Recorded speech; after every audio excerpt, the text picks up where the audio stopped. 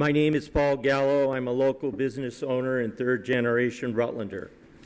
This city is in my blood, and tonight I want to tell you a story to remind us about who we are, because I think it will help us see who we can and should become. Rutland Historic Downtown was built down the hill from the main road through town in the era of horse and buggy. It was the railroad that transformed it. Through the mid-1800s and into the 20th century, the Rutland Rail Yard drove the extraordinary build-out of local commerce and architecture. The Opera House, the Mead Building, the Chittenden Block, the Playhouse, the Service Building. This city built one of the most beautiful business districts in the state, some would say in all of New England, because of that transformative rail yard.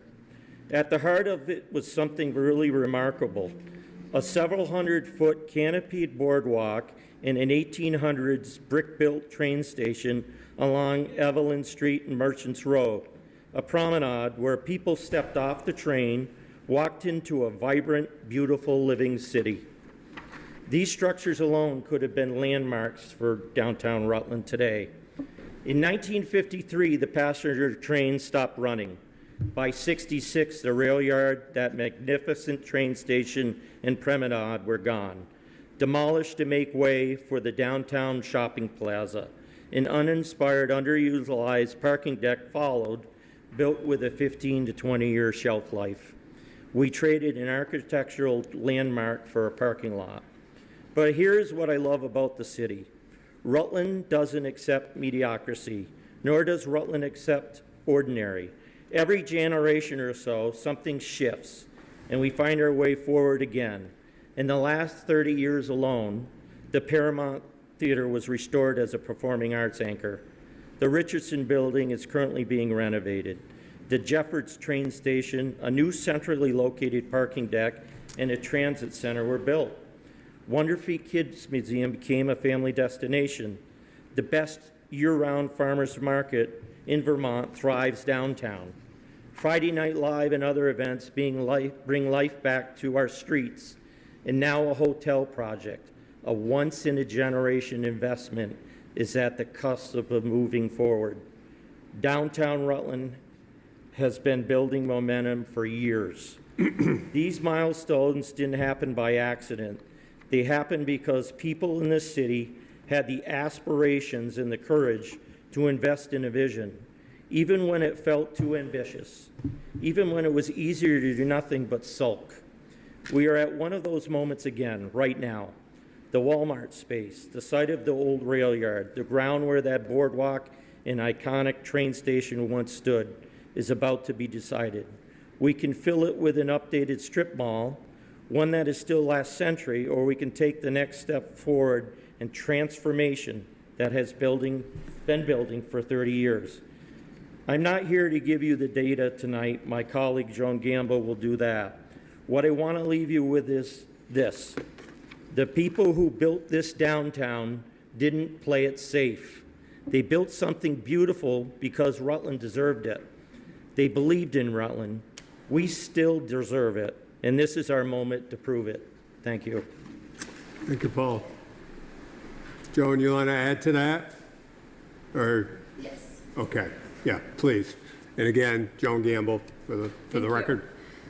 Thanks, Paul. I appreciate you speaking here only 4 weeks after your major surgery. I'm Joan Gamble, a strategic change professional and Rutland resident for over 30 years.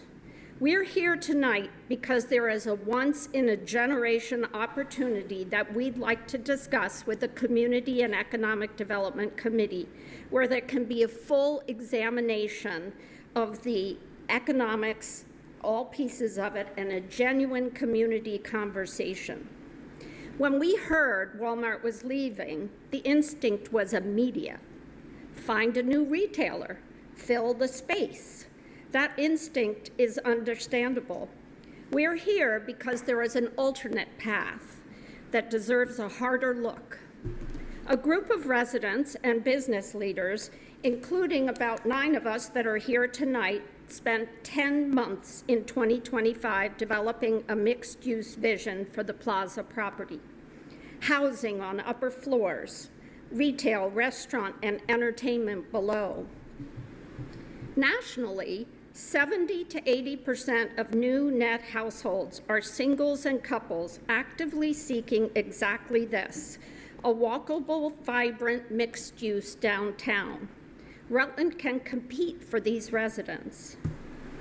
Stantec, the respected planning firm conducting Rutland's TOD master plan, arrived at the same conclusion independently. Their lead expert, David Dixon, who literally wrote the book on successful American downtowns, studied Rutland and said, "You have a once-in-a-lifetime opportunity to create the downtown of the future." A once-in-a-lifetime opportunity.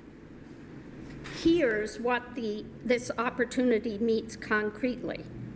It provides more housing. The Plaza is the optimal downtown site for new housing created at a meaningful scale. It offers greater safety. Downtowns with residents have more activity and more eyes on the street for longer hours. It connects neighborhoods behind the Plaza into the heart of our city. It curbs rising property taxes. Every new housing unit added to the grand list spreads the burden across more households, and mixed use generates a higher per acre tax revenue. And it requires no city dollars. This is a private investment. A developer funds the project using the recently approved TIF. Sean Atkins, ED of the RRA, as part of his job, found a developer who shares this mixed-use vision and who approached the current owner, Brixmor. The developer was told they are not interested in selling. If Brixmor signs a long-term lease to fill the Walmart space, this alternate opportunity is gone for decades. We can't force a sale, but if the Rutland community comes together in support of a vibrant vision, we may be able to shape what happens here. We're not asking you to vote on a vision tonight. We're asking you to open the conversation in committee and with the community, as you did with Center Street. We need to explore this now, before the window is closed on this once-in-a-generation opportunity.